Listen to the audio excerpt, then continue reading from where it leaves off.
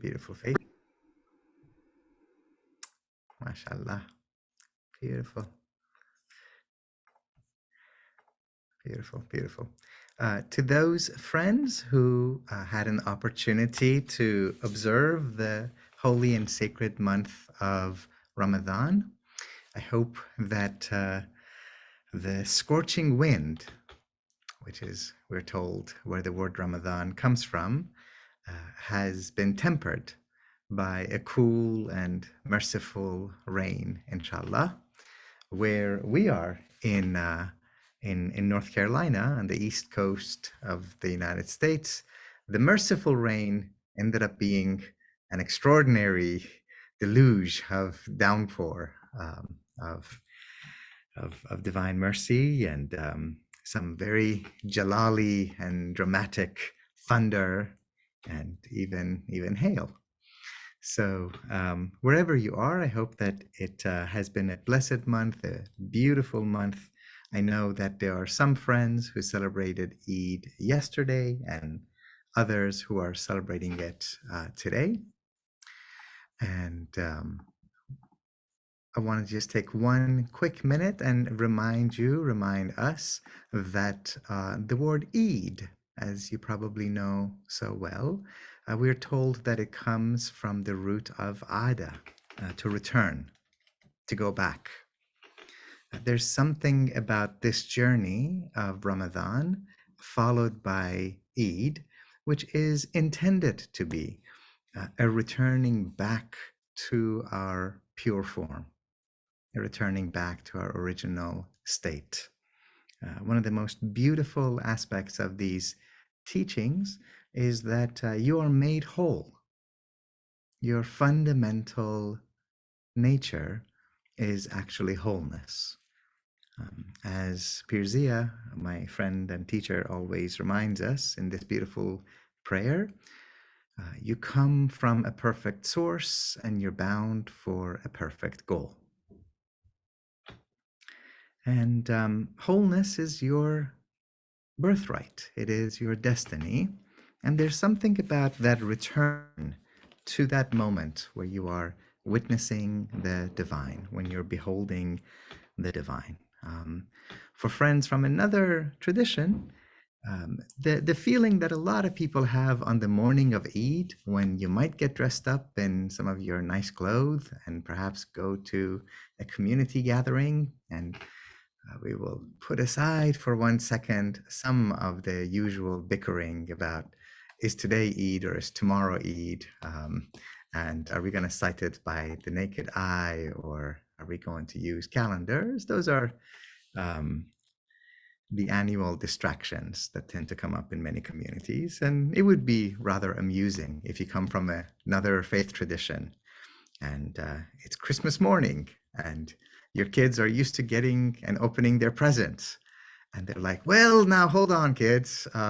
Before you open your presents, we have not actually confirmed that it is actually Christmas today because no one has seen the moon of Christmas. So you have to wait until we can confirm with our aunties back in Pakistan or Senegal or Saudi or whatever country, whether it is in fact Christmas morning.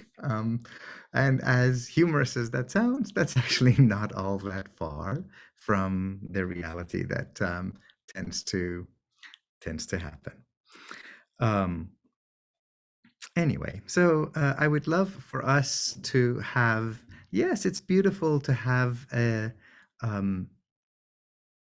medium sense of celebration, a sense of joyfulness, a sense of community, perhaps even some treats and some sweets that would be special for this day, without going so far in the direction of extravagance that we end up forgetting about all those beautiful lessons of remembering that there are so many of us on this planet who go to sleep hungry, not because they are fasting, but because there's just not much food. So it's a little strange then to wrap up that month with this pageantry of not just abundance, but let's be honest, gluttony. And the best of matters, the best of ways, as often as always, is the middle path. So we are going to be continuing, inshallah, our conversation about the prophets. And last month we had a chance to take a look at the story of Hazrat Adam and Hazrat Hawa, Adam and Eve. And today we are going to be spending some time with Nuh alayhi salatu wassalam, Noah. And at a certain point, the story of Noah is a bit strange. It's almost like God asking for a mulligan. I don't really like how this creation thing turned out. Let me just destroy it all and start over. It's the solution that the IT people at my university have every time that your computer is having issues. Have you tried turning it off and restarting your computer? And so God is looking at creation and thinking, well, this isn't quite going as beautifully as we were thinking. How about we turn it off? We have a flood to wash away most of them. And there are certain ways in which Nuh alayhi salatu wassalam is almost the second coming of Adam and Eve, right? It's the new creation, but he's also a foreshadowing of the chosen one, of the blessed prophet, sallallahu alayhi wasallam. And I want us to take somewhat seriously this notion of what do we do when guidance, rejection of guidance, in fact, mockery of the very light of God, destruction and renewal all end up being mingled together. And I want to pay close attention to a couple of passages in the Qur'an Sharif, and then also get some help from our beloved Rumi. And I hope that you will see as we go along that Rumi can really help us fill in some of the gaps that we have in the Noah narrative. I am going to ask for your patience and understanding in our conversation today. Alhamdulillah, sometimes in life we're blessed with an abundance of health, and sometimes just a little bit under the weather. And so today's, alhamdulillah, one of those days of feeling like I'm running at 8/10 of my usual speed. So if my pace is even a little bit more deliberate than usual, thank you for your graciousness. But I didn't want to miss this opportunity for us to be together. Let's begin, as we always do, with a little bit of sacred music. And we're going to begin in honor of Eid by listening to 2 minutes of the chanting for the Eid prayer. Bismillah. أكبر الله أكبر الله أكبر لا إله إلا الله الله أكبر الله أكبر ولله الحمد الله أكبر الله أكبر الله أكبر لا إله إلا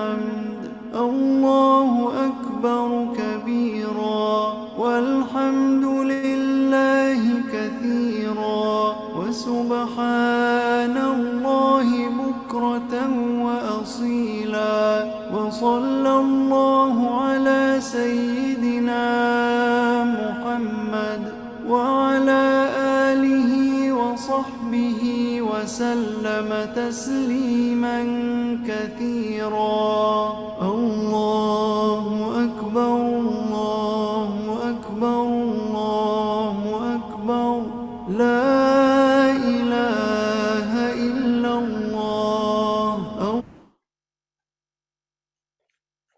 Right. By now, you'll recognize the voice of that favorite dear vocalist friend of ours, Omar Hisham Al Arabi. Has a very melodic, beautiful voice, and I love to share his recitations with you.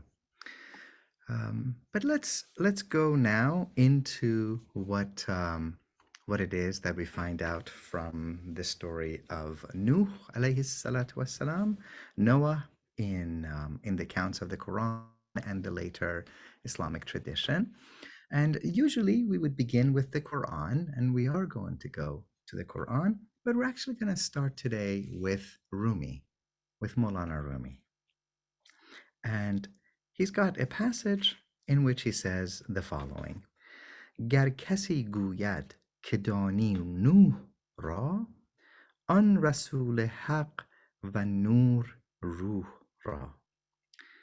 If someone says to you, do you know Noah, the one who is the Rasul Haq, the messenger of the real, the truth, the messenger of God, و نور روح, the light of the spirit. Rumi loves to play with the fact that the word, the name Nuh, Noah, and Ruh, spirit, rhyme together. So he always is coming back to this theme of when you see Nuh, are you actually seeing the spirit, or are you only seeing the external form? That's going to be one of the themes of what we talk about. And he says, all that you've ever really known about Noah is his description. You have not had an unveiling. You haven't had an unveiling, a kashf of his spirit. And if you say, no, actually, I know something about Noah, here's the truth. And this is his mic drop moment. To know him, you have to be like him. همچو اویی داند او را ای فتا. O chivalrous youth, the only one that can know him is one who is like him. And this notion that to know about the prophets, it's not simply about reading passages in the Quran. It is not simply knowing something about when they were born and perhaps when they passed away. Nor is it even simply about reading the texts that are attributed to them. If you want to know Jesus, then you have to become Jesus-like. If you want to know Moses, then you have to conform yourself to Moses. If you want to know the reality of Noah, then you have to be Noah-like. And of course, if you wish to know Muhammad, then you have to be Muhammadi. You have to be Muhammad-like. That's one of the themes that we're going to keep visiting and re-examining. Let's take a look over here. So some of you probably have had a chance to see some of these beautiful miniatures.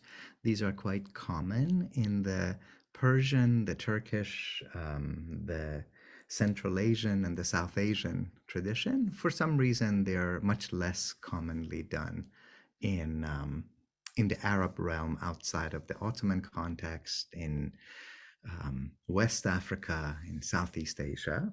And you see, of course, Noah's Ark with the world's cutest little zoo being contained there.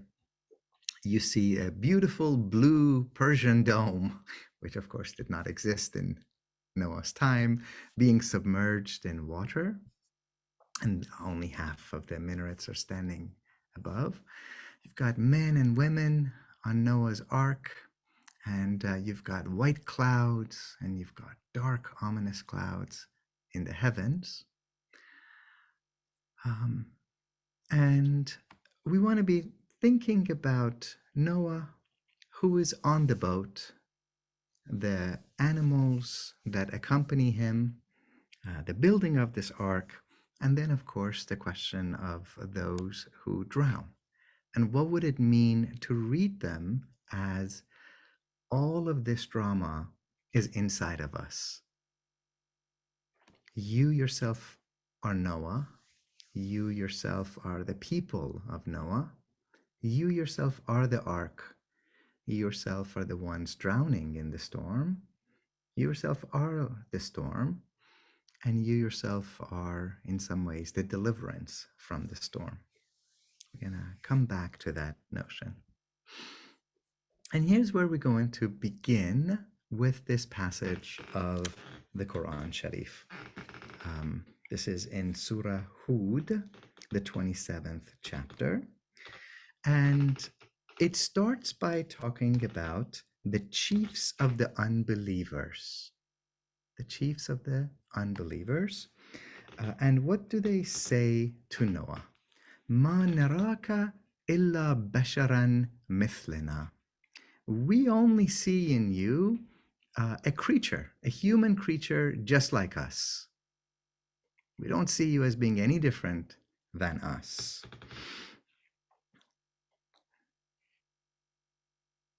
وما نراك تبع إلا الذين هم أراد لنا باديا رأي.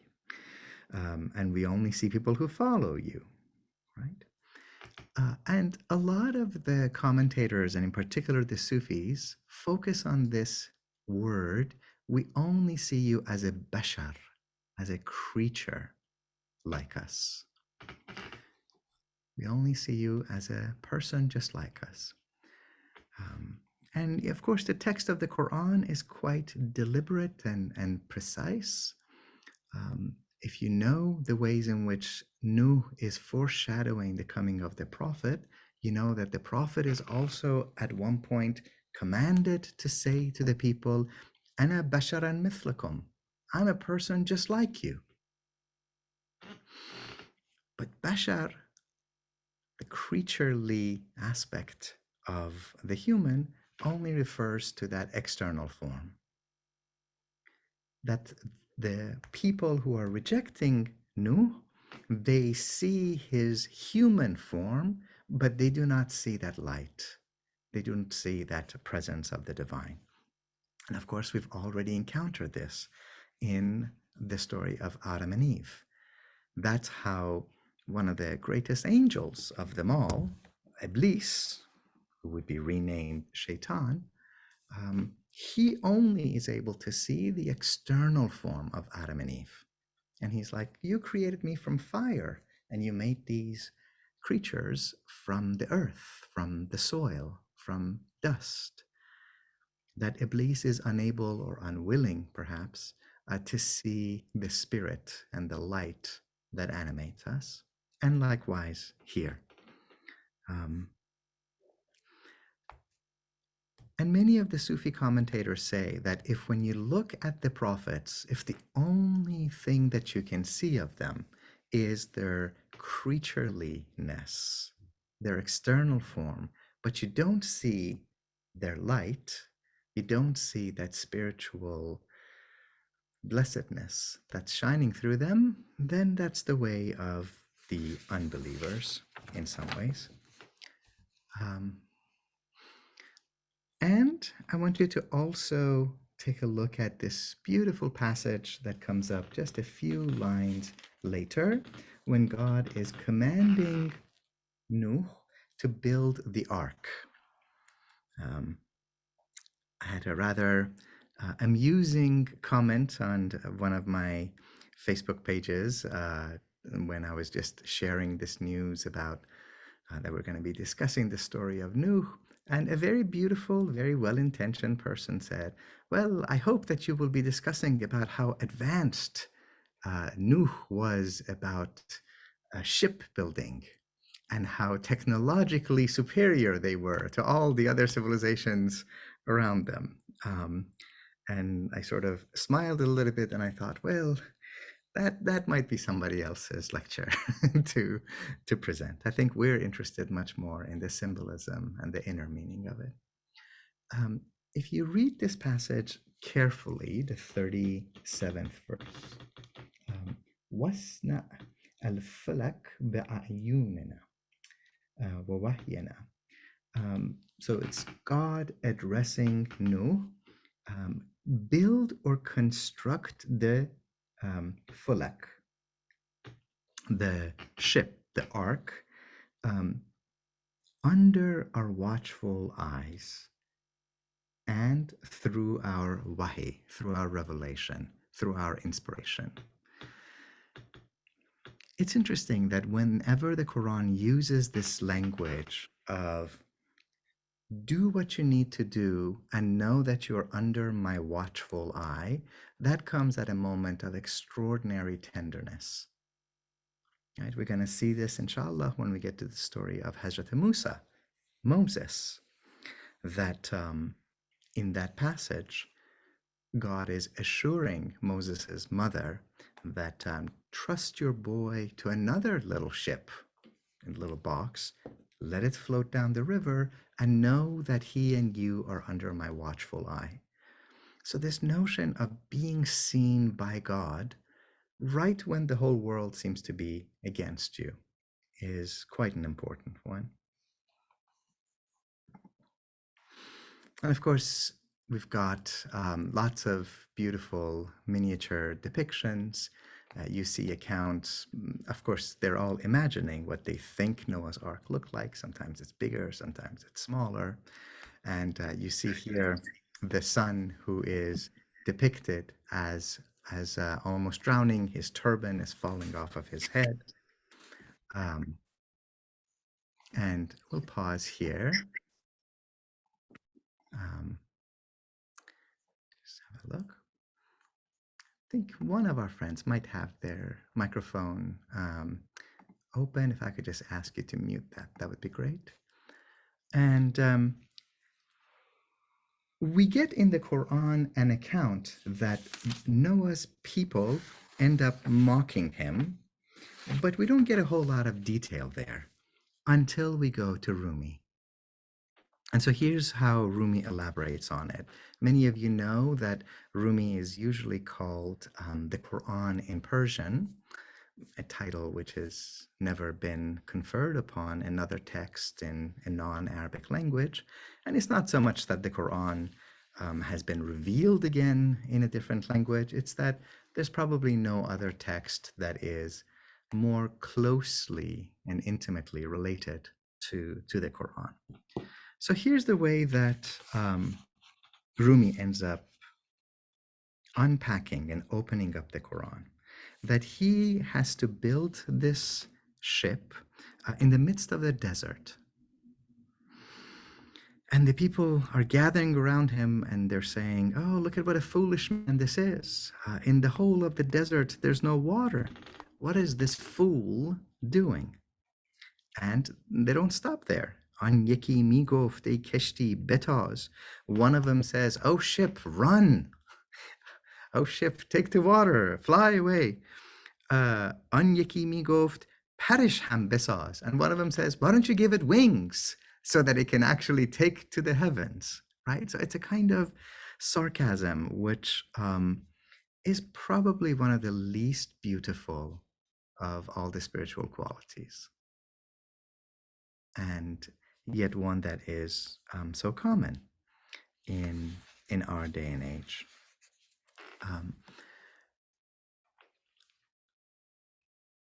That image of building an ark in the midst of a desert is something that I would love for us to spend a little bit of time on. When is it in your life, in our lives, that it might feel like You are in the midst of a vast and barren, dry desert in which there is no sign of a path, there's no oasis, there's no guide, there's no water. And yet, you push on ahead, you persevere with a sense of reliance on an insight that has come to you, that the water of life is coming, and the water of life is coming in absolute abundance. The trick and the challenge for us is to know, as Rumi again says at one point, where to have the water of life go. If you fill up your boat with water, it will sink. But if you let the water flow under your boat, it will pick you up and lift you up and carry you. Thinking about our life also has seasons. There's times of barrenness, there's times of abundance, there's times of spring, and there's times that look like everything has died or retreated back to the root of your being. Are you still building an ark? Are you still preparing yourself for when that water of life will come from overhead and bubble up under your feet? In the account that we get in the Quran, you sort of get the sense that Noah building the ark is a do-it-yourself project, that he's Googling how to build an ark, and he goes to Home Depot to buy lots of lumber and doing things. And one of the really interesting aspects of it is that this is not at all how our tradition has tended to present it.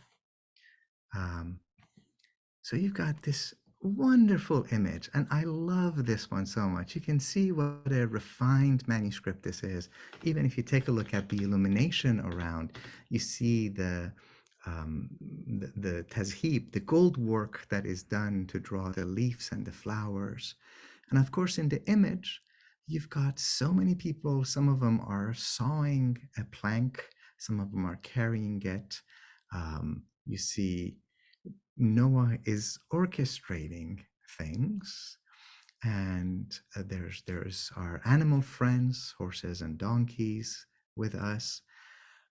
And I want us to also think about what would it mean to be a builder of the ark? What if, in order to find safety and sanctity in life, that we're not doomed to simply play the role of the hero and the victim, but you can be the helper. You can be part of a community. I think that's an extraordinary insight that's sometimes missing when we tend to think about the story of Noah, as well as the story of almost all the prophets, as it's divided up between the prophets who have certainty and clarity and the ones who are perhaps the kuffar and the infidels. But no, you can be a helper. You can be an assistant. And maybe the one who is sawing that massive plank, maybe they don't know how to build a whole ark. Maybe they're not the ones who hear the voice of God, but they have something. They have something and they have someone in their midst. And so there's something about the communal nature of finding this guidance, which I think is also really powerful and really beautiful. In the Quran, it goes on to say that Nuh is commanded to load up the ark 2 by 2.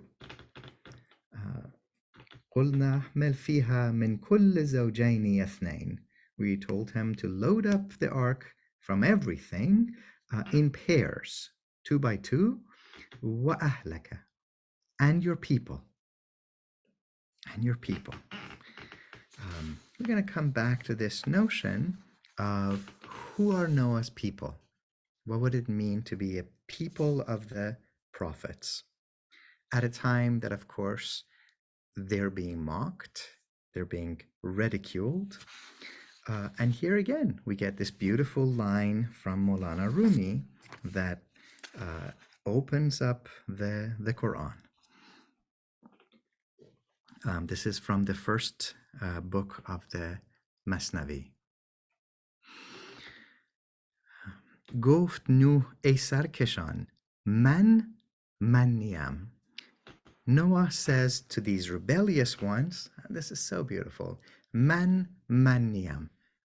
I am not me. I am not I. I am not the I that you see. من ز جان مرده به جانان میزیم. I've died the death of the ego, and I only live through the beloved. So here's one of the beautiful things about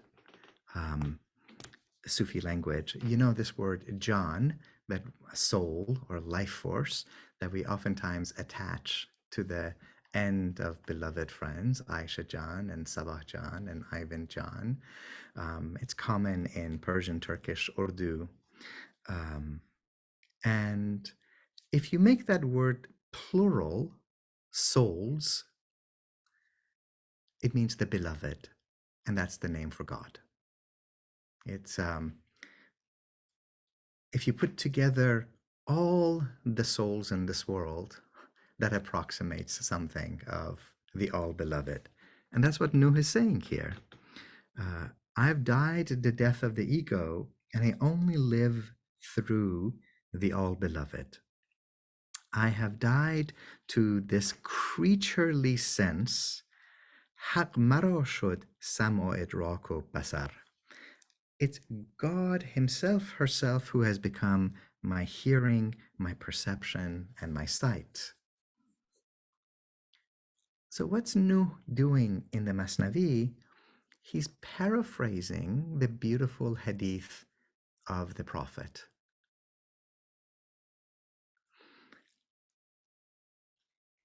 That particular hadith that when my devotee comes to me, comes to God, through all the beautiful acts of devotion, then I am the eye through which she sees, the hearing through which he hears, the hand through which he touches and works, and so on. That in a sense, that you become a vessel, a channel, an instrument of God's action in this world. But to get there, you have to come to terms with your selfishness, with your ego in some ways. And Noah says that this is where I have come to. We're about to wrap things up. Of course, you know from this particular account that his son ends up drowning. And we're going to come back to that in just a second. Again, his son is in the Jewish tradition given the name of Yam, and in the Islamic tradition, sometimes he's called Canaan. And in the Masnavi, Rumi has him addressing his son in the most beautiful way. The Quran already is pointing us to this. When Noah is calling out to his son, and the son is like, I can do this on my own. Right? It's a toddler mentality. I do it myself. You would never know that we have a toddler in our house. I do it myself. I do. This is probably the most frequent sentence that we hear from my 2-year-old Aya. I do by myself. No, Baba, no help. I do myself. That's a beautiful state that if it reaches perfection, if it reaches completion, it can lead to a certain level of competence and even mastery in life. But it can also be sometimes, you're about to drown, and maybe you need a helping hand. And in the Quran Sharif, Noah addresses his son exactly the same way that Ibrahim addresses his son, Ya Bunayya. Oh, my little boy. Oh, sonny boy. Right? He's a grown man at this point. Remember, Nuh, according to the account, is like already 600 years old. So his son is probably like 400 years old.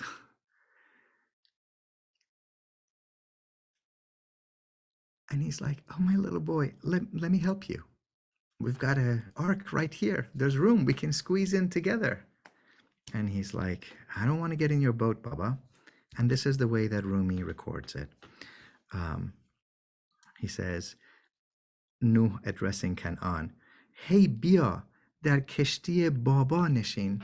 Hey, yo, hi, come over here and sit in Baba's ship. I'm your Baba, and your Baba has a ship. Come sit in Baba's ship so that you don't drown. And instead the son says, nope, I can swim on my own. I don't need your help. I don't need the prophets. And in the later tradition, this always becomes a topic of discussion about proximity to the prophets and even relationship to one of the prophets is not enough to get you saved. And the analogy that's oftentimes made is that Noah's son drowns, but the son of Abu Jahl, the son of that stern enemy of the Prophet, becomes a Muslim. Rumi says in one of the Masnavi lines, Pur an Bu Jahl shod mu'min ayan, pur an Nuh Nabi as Gomrahan. The son of Abu Jahl became a true faithful one for the whole world to see, but the son of Noah became one of those who lost his way. And there's a wonderful account from the Prophet that when Abu Jahl's son was coming to the Muslim camp, and people were like, this is Abu Jahl's son. Remember how he killed us? Remember how he mocked us? Let's return some of the favor. And the Habib, who is of course sent as a mercy, he chastises his own community, and he says, do not insult his father. Insulting the dead causes grief to the living and does not reach the dead. Right? And I want to end with something quite beautiful, which is that we have been talking about ways in which the story of Nuh alayhi salam is a foreshadowing of the story of the chosen one, the blessed prophet. And in some parts of the world, in particular in Turkey, you see this beautiful calligraphy. Qariq Bahr Isyanam Dakhilak Ya Rasulallah, or in the Turkish pronunciation, Dahilak Ya Rasulallah. You put yourself in the shoes or in the swimming trunk of Noah's son. I am drowning in an ocean of my own sin. Shelter me, O Messenger of God. Let me take refuge in you, O Messenger of Allah. That the Prophet becomes the new Noah. And that's what I want to end with and give you a chance to talk about it in the breakout rooms. That there are different statements, all attributed to the Blessed Prophet. One of them says that the allegory, the parable of Noah's Ark, is like my community, ummati. If you can get on any of them, if you can get on the hearts of any of the members of my community, then you will find safety. And the way that Rumi interprets it, he offers two versions of this. In the first line, this is in the fourth book of the Masnavi. بهر این فرمود پیغامبر که من همچو کشتیم به طوفان زمن. It's for this reason that the Blessed Prophet said, I am myself Noah's Ark. I, the Prophet, am Noah's Ark in this age of flood and storm. And then the next line, he expands it a little bit. ما و اصحابم چو آن کشتی نوح. I and my companions are like Noah's Ark. In the traditions that have a special love for the family of the Prophet, not just the Shia tradition, but probably most easily identified there, Noah's Ark is oftentimes imagined as the family of the Prophet, as the Ahl Bayt. So here you see on this ship with the highest banner. One of you will have to put in the chat line the right English word for that large cloth thing that catches wind. It's not coming at this moment. And the word Allah is there, and then under that Muhammad and Ali, and under that Fatima and Hassan and Hussein. And in some other accounts, they even extend this all the way down to the entire 12 Imams. So Noah's Ark becomes a beautiful symbol. It could be the Prophet himself, it could be the companions, it could be the family of the Prophet. And for the people of Medina, they actually identify Noah's Ark with the example of the Prophet himself, the Sunnah of the Prophet himself. So I think that's where I kind of want to stop. Sail, that's what it's called. Thank you.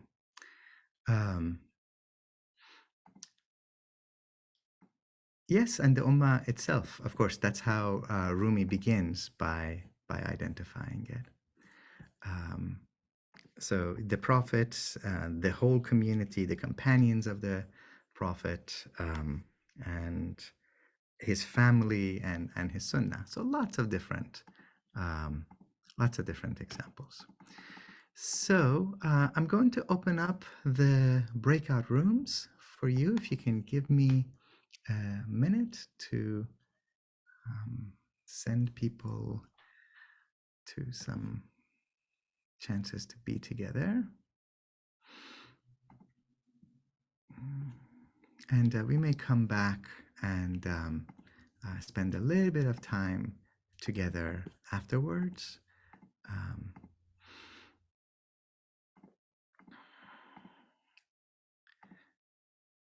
And again, I'm so deeply appreciative of your kindness for today.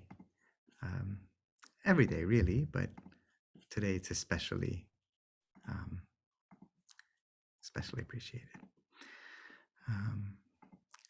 So if this is the first session in which you are joining us, just remember that there is an adab, there's an etiquette to these sessions, that we're here to be with one another. We're here to keep each other company, that no one is offering spiritual guidance to somebody else. And we're just friends sharing time with one another.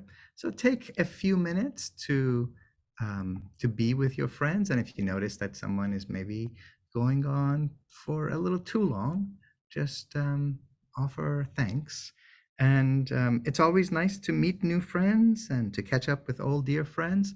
But it would also be lovely to, if possible, to come and reflect a little bit on these stories of Nuh and the ark and the flood and the desert.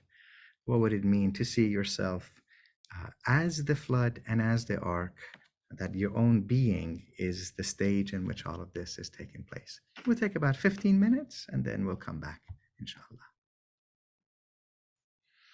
I think the rooms are open if you wanted to go ahead and join, and we'll see you back here in 15 minutes. Let me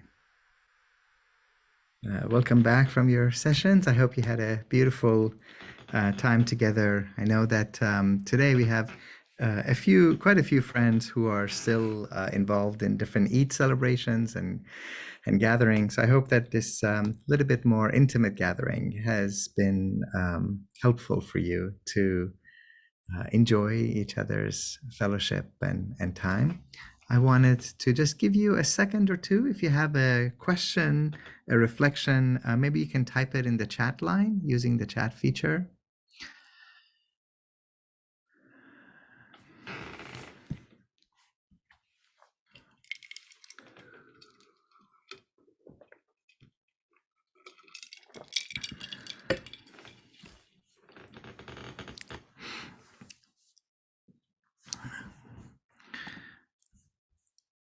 And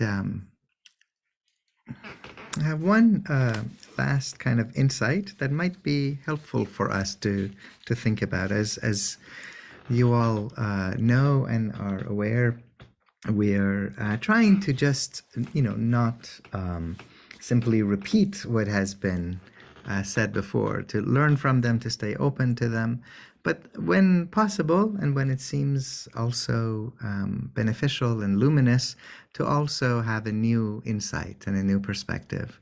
And one of the points that I wanted to raise up is we have spoken a little bit, and we're going to be revisiting this issue about the sanctity of the body and the importance of the body. Many of you know that there's been far too much in many religious traditions, particularly the Abrahamic tradition, in which there is this dichotomy that's created between the body and the spirit. And sometimes that ends up also having a certain patriarchal interpretation, and that everything that is associated with the body, including those very dramatic events of pregnancy and childbirth, end up being cast in a very negative light, menstruation. And they become even seen in some contexts as a kind of punishment for a certain iniquity or shortcoming. Rumi has this one line, and he often does this. He takes the most profound of meditations and he just plants it like a seed, and then he steps back and watches it come to fruition. And so he says the following. This is in the second book of the Masnavi. In badan khargah amad ruh ra, یا مثال کشتی مر نوح را. So again, Nuh and Ruh being rhymed. See your body as a gathering tent for the spirit. See your body as if like the ark for Noah. See your body as if the ark for Noah. And I think that's what I would love for us to take that with us until next month's gathering, where what if this ship, this ark, this safina, this fulak, that safety and deliverance is to be found from, what if that's also a purpose of the body? What if the body is not the prison of the spirit, but that actually your spirit came here to this realm, to this world, to have an embodied experience? What if God wanted to look upon his creation through your eyes? What if God wanted to listen to birds chirping and children laughing through your hearing? What if God wanted the tender embrace of a friend or a lover to happen through your touch?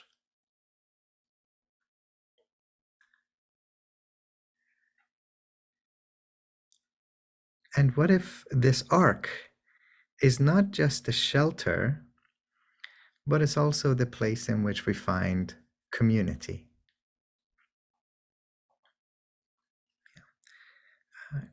Keep that thought with you over the course of the next little bit of time.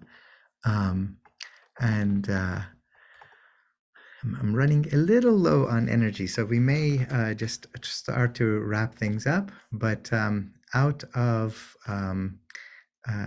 consideration for the question that Sabah Jan has raised, I will just mention, and we won't take more time than is possible to do here. When Ibn Arabi is meditating on the story of Nuh alayhi salatu wasalam, of the story of Noah, he comes to this metaphor that the real way to know Allah is to not settle for binaries, but to always combine what seem to be opposites. So if you ask the question, what is the highest spiritual virtue? And the answer is the fana, the extinguishing of the self, then maybe you've gone a little bit too much in one direction. And if you come and you say, what is the highest virtue? And you say, it's to see yourself as the Khalifa of God on earth. Maybe that's the other. But Ibn Arabi says, it's always a both and, yes to all the above, yes to all the possibilities. And maybe I can try to load up that passage from Fususul Hikam, the Bezels of Wisdom, where he's specifically looking at how Noah talks to his people in the day and in the night, on land and on the sea, on water as well as on the ark. And to think of that as a metaphor for not reducing God to one simple, understandable way, but always having that sense of receptivity. Let's end with a very simple zikr that we can have. And sometimes some of these zikrs call on the qualities of the different prophets. Prophets that we come to see not just as earthly historical people who lived millennia ago. We're much cooler than getting caught up in, did Noah really live 967 years? And was the ark actually a mile long? But to take these all as beautiful symbolic stories, to notice that as God is commanding Nuh to load up the ark, that God tells Noah to bring creatures as small as an ant and to begin with the ant, and as large as the elephant. But you begin with the ant. You begin with the smallest. You begin with the most vulnerable. And many of the prophets have these honorifics in the sight of God. So Adam is the Safiullah, the chosen by God. Ibrahim is the Khalilullah, the intimate friend of Allah. Isa alayhi salam is Ruhullah, the spirit of Allah. And of course, our Habib, the blessed prophet, is the Habibullah, the beloved of God. And Noah is usually called Najiyullah, the one saved by Allah. So this is just a very simple zikr in which you see the divine and the prophetic as connecting, overlapping, intersecting inside your being. And it follows that same recognition that Maulana Rumi has, Ya Nuh, Ya Ruh. So you begin by turning to the right, Ya Nuh, and then you turn to the left, Ya Ruh, the spirit, because Nuh is not just a bashar, he's not just a creature, he's also that representation of some part of the divine spirit. And then if Noah is the one saved by Allah, then Allah is the Naji, the savior, the ultimate one who saves. Ya Naji, Ya Allah. And then the Ya Allah returns back to the heart. So I may just take a minute to put this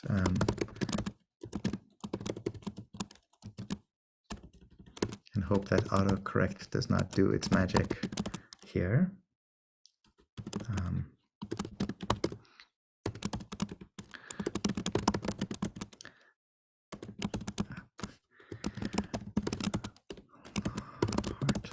All right, so to the right, Ya Nuh, to the left, Ya Ruh. That should have been, strikes again.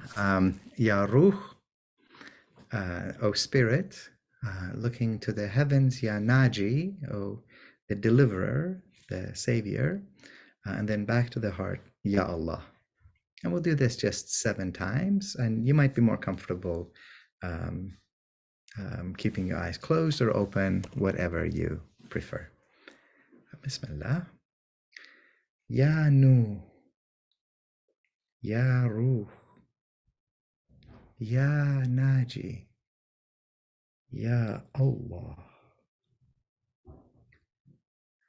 Ya Nuh, Ya Ruh, Ya Naji, Ya Allah. Ya Nuh, Ya Ruh, Ya Naji, Ya Allah. Ya Nuh, Ya Ruh, Ya Naji, Ya Allah. Ya Nuh, Ya Ruh, Ya Naji, Ya Allah. Ya Nuh, Ya Ruh, Ya Naji, Ya Allah. Ya Nuh, Ya Ruh, Ya Naji, Ya Allah.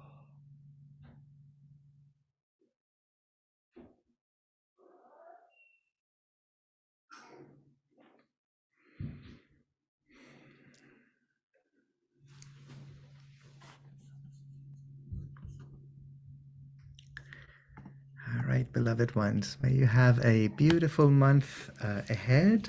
Inshallah, next month, if we're given life and breath, we will continue and we will begin a discussion of Hazrat Ibrahim, of Abraham. And may you have a blessed time.